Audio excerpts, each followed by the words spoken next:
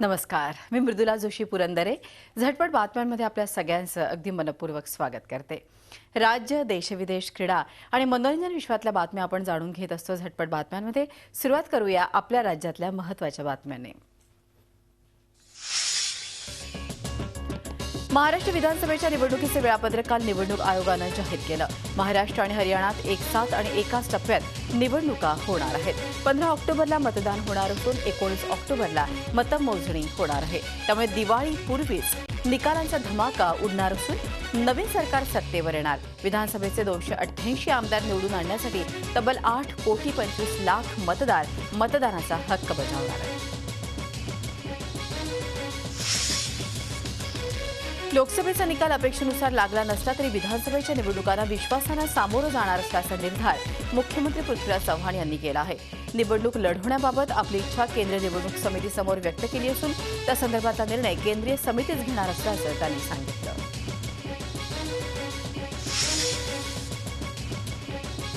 विधानसभा निवडणुकीसाठी काँग्रेस पूर्णपणे सज्ज असून आमची चौथ्यांदा राज्यात सत्ता येईल असा विश्वास काँग्रेसचे निवडणूक प्रचार प्रमुख नारायण राणे यांनी व्यक्त केला आहे.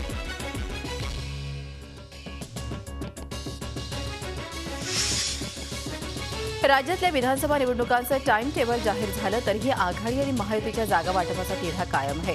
राष्ट्रवादी निम्म्या जागांची मागणी करत असलं तरी काँग्रेस आपल्या भूमिकेवर ठाम असून जुनाच फॉर्म्युला कायम ठेवण्यासाठी आग्रही आहे. त्यामुळे आघाडीचा पेस कायम आहे. तर दुसरीकडे महायुतीत देखील वेगळी परिस्थिती नाही. भाजपनं निम्म्या जागांची मागणी केली आहे. शिवसेनेनं मात्र नकार देत जुनाच फॉर्म्युला कायम ठेवण्याची भूमिका घेतली आहे. छोटे मित्रपक्षही आपापल्या मागण्यांवर ठाम असल्यामुळे पेस आणखीनच वाढला आहे. राज्यात महायुतीचं सरकार सत्तेवर येईल असा विश्वास भाजप प्रदेशाध्यक्ष देवेंद्र फडणवीस यांनी व्यक्त केलाय. तर मुख्यमंत्र्यांच्या स्वच्छ प्रतिमेचा काँग्रेसला फायदा होईल असा दावा काँग्रेसचे नेते अनीस अहमद यांनी व्यक्त केलाय.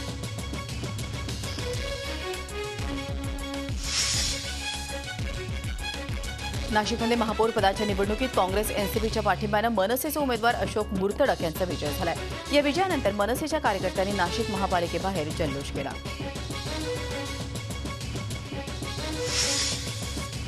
नाशिक महापौरपद निवडणुकीच्या निमित्तानं मनसे अध्यक्ष राज ठाकरे शिवसेना भाजपच्या सापळ्यात अडकल्याची चर्चा आता रंगू लागली आहे. भाजपनं पाठिंबा काढल्यामुळे मनसेची मोठी कोंडी झाली आहे आणि त्यातूनच सत्ता राखण्यासाठी मनसेला राष्ट्रवादी आणि काँग्रेसचा पाठिंबा घेणं भाग पडलं. खरं तर आघाडीच्या अनेक नेत्यांनी युतीत प्रवेश केल्यामुळे मनसेला युतीवर टीका करण्याची आयती संधी मिळाली असती.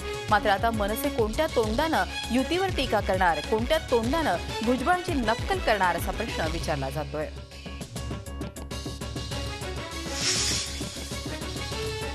पेड न्यूज प्रकरणी अशोक चव्हाणांना दिल्ली हायकोर्टानं दिलासा दिलाय. चुकीचा निवडणूक खर्च दाखवल्याबाबत निवडणूक आयोगानं चव्हाणांना बजावलेली कारणे दाखवा नोटीस हायकोर्टानं रद्द केली आहे. 2009च्या विधानसभा निवडणुकीत सादर केलेल्या खर्चापेक्षा जास्त खर्च केल्याप्रकरणी ही नोटीस पाठवण्यात आली होती. टोलच्या प्रश्नावरून कोल्हापूरकर पुन्हा एकदा आक्रमक झालेत. राष्ट्रवादी काँग्रेसचे अध्यक्ष शरद पवार विधानसभा निवडणुकांचा प्रचार शुभारंभ कार्यक्रमासाठी 16 सप्टेंबर रोजी कोल्हापुरात येणार आहेत. त्यावेळी शरद पवार यांच्या विरोधात आंदोलन करण्याचा निर्णय टोल विरोधी कृती समितीनं घेतला आहे. टोल विरोधी कृती समितीच्या सदस्यांनी काल कोल्हापूरचे राष्ट्रवादीचे खासदार धनंजय महाडिक यांची भेट घेतली. टोलबाबत आजच निर्णय घ्या, अन्यथा पवारांच्या दौऱ्यावेळी गनिमी कावा आंदोलन करू असा इशारा टोल विरोधी कृती समितीनं दिला आहे.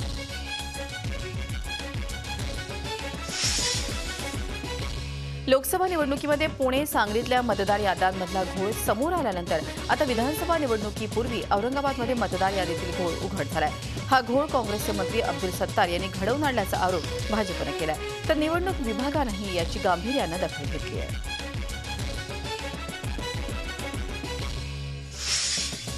वेंगुर्ला नगरपालिकेचे नगराध्यक्ष प्रसन्ना कुबल यांच्यासह राष्ट्रवादी काँग्रेसच्या 12 नगरसेवकांना अपात्र ठरवण्यात आलंय. जिल्हाधिकाऱ्यांनी ही कारवाई केली आहे. 8 जुलै 2013च्या नगराध्यक्ष निवडणुकीत पक्षाचा व्हीप झुगारल्यामुळे ही कारवाई करण्यात आली आहे.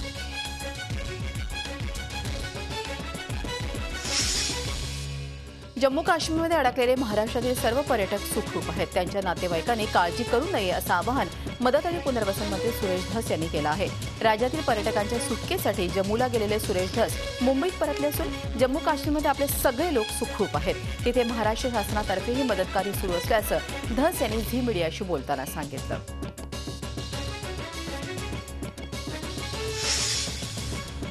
सलमान खानच्या हिट अँड रन प्रकरणी तारीख पे तारीख सुरूच आहे. आता या प्रकरणाची सुनावणी 24 सप्टेंबरपर्यंत पुढे ढकलण्यात आली आहे. या प्रकरणातल्या 67 पैकी 66 साक्षीदारांचे जबाब सापडले आहेत, पण एका साक्षीदाराचा जबाब अद्याप मिळू शकलेला नाही, अशी माहिती पोलिसांनी सत्र न्यायालयात दिली आहे.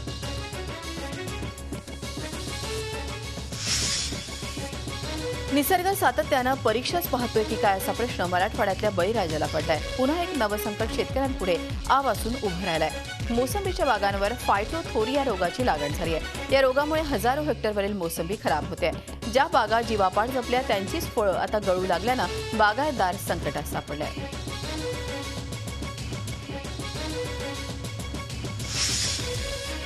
संगीत, झगमगाट, रॅम्पवर जाणाऱ्या सुंदर मॉडेल्स अशी सकाप्त दुनिया फॅशन शोमध्ये पाहायला मिळते. अकोला जिल्ह्यातल्या अकोटमध्ये असाच एक शो रंगला, पण थोडा हटके.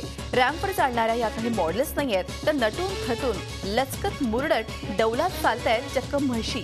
सामाजिक क्षेत्रात नेहमीच नाविन्यपूर्ण उपक्रम राबवणाऱ्या अकोट JCI या संस्थेनं या फॅशन शोचं आयोजन केलं होतं. या स्पर्धेत सुमारे 28 स्पर्धकांनी सहभाग घेतला.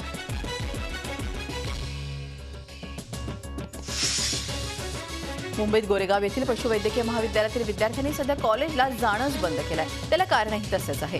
सार्वजनिक बांधकाम विभागानं दिलेल्या अहवालानुसार इमारत धोकादायक आहे. शिवाय कॉलेजमध्ये शिकण्यासाठी आवश्यक पुरेशी साधन सामग्री देखील नाहीये.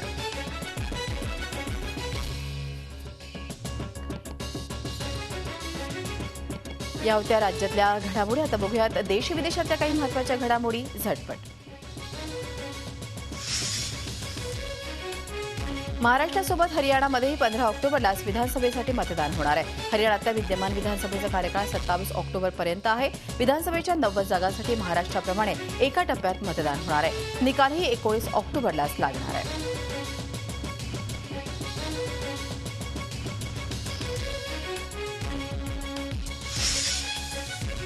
महाराष्ट्राबरोबरच हरियाणामध्येही निवडणुकांचा रणसंग्राम पाहायला मिळणार आहे. प्रत्येक राजकीय पक्ष निवडणुकीसाठी सज्ज झालाय. भाजपही प्रचारासाठी जय्यत तयारी करताना दिसते. त्याचाच एक भाग म्हणून हरियाणात भाजपकडून क्रिकेटपटू युवराज सिंग प्रचारात उतरताना दिसणार आहे. त्यानिमित्त युवराज सिंगनं भाजपचे राष्ट्रीय अध्यक्ष अमित शहा यांची भेट घेतली.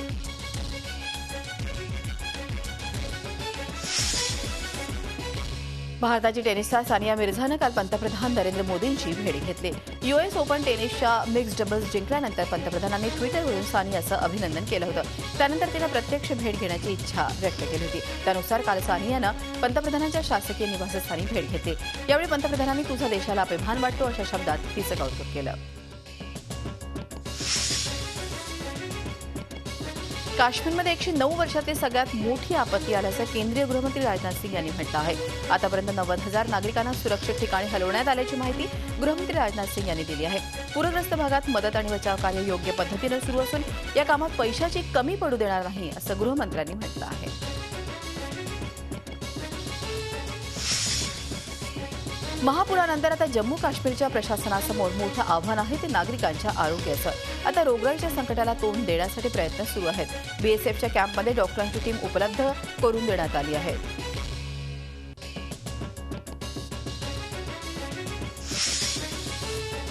श्रीनगरमधील अनेक ठिकाणी अजूनही मदत पोहोचू शकलेली नाही. त्यामुळे नागरिकांमध्ये प्रचंड नाराजी आहे. NDRF आणि BSF जवानही या ठिकाणी पोहोचले नसल्याचा आरोप या नागरिकांचा आहे.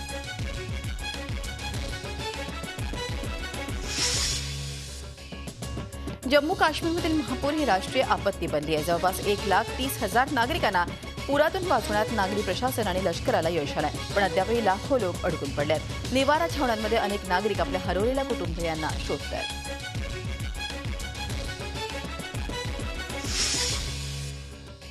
गृहमंत्रालयानं 100 दिवसांचे रिपोर्ट कार्ड सादर केलं. या 100 दिवसात गृहमंत्रालयानं शानदार ओपनिंग केली, अशी प्रतिक्रिया गृहमंत्री राजनाथ सिंग यांनी दिली आहे.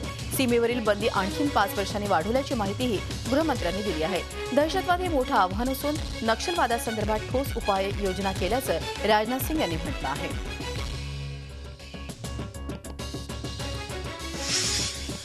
सरकारी कामातला ढिसाळपणा आपण अनेकदा अनुभवतो. मग ते गांधीजींचं रेशन कार्ड असेल, नाहीतर शिवाजी महाराजांचा पासपोर्ट.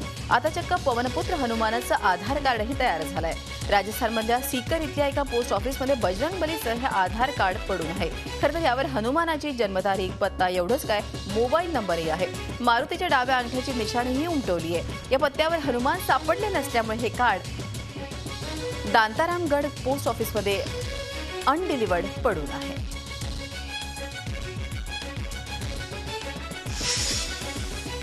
दक्षिण African athlete Oscar Pistorius girlfriend Reeva स्टिनकॅम्पच्या हत्या प्रकरणात सदोष मनुष्यवधाच्या आरोपाखाली दोषी आढळले आहेत. जोहान्सबर्ग इथल्या न्यायालयानं काल त्यांच्या हत्येच्या दोषातून त्यांना मुक्त केलं होतं. कट करून खून केल्याचं सिद्ध करणारे पुरावे नसल्याचं यावेळी कोर्टानं म्हटलं होतं. सदोष मनुष्यवधाखाली दोषी आढळल्यामुळे आता त्याला तुलनेनं कमी शिक्षा ठोठावली जाऊ शकते.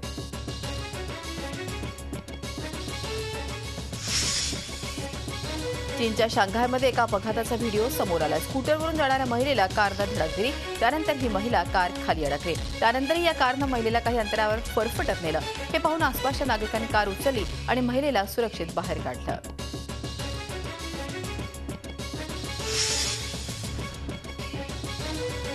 इसिसचा खात्मा करण्यासाठी अमेरिका जगातल्या देशांची आघाडी बनवलेली आहे. अमेरिका आणि संयुक्त अरब अमिरातसह 10 देशांनी आघाडी उघडलेली आहे. अरब देशांचे मंत्री आणि अमेरिकेचे परराष्ट्र मंत्री जॉन केरी यांच्या जेहादमध्ये झालेल्या बैठकीत यावर सहमती झाली आहे.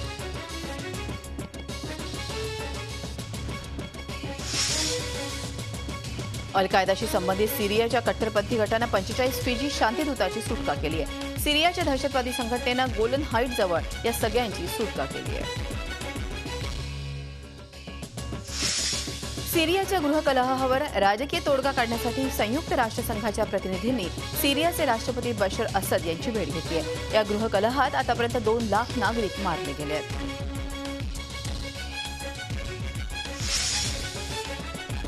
चिलीमध्ये जाळपोळ आणि हिंसाचाराची घटना घडली. हा हिंसाचार आणि तोडफोड प्रकरणाच्या आरोपप्रकरणी 7 जणांना अटक करण्यात आली आहे.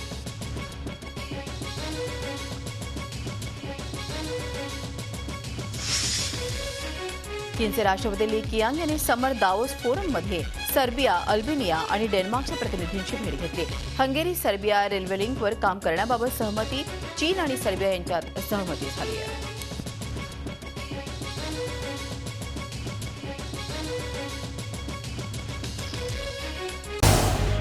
झी 24 तास रहा एक पाऊल पुढे.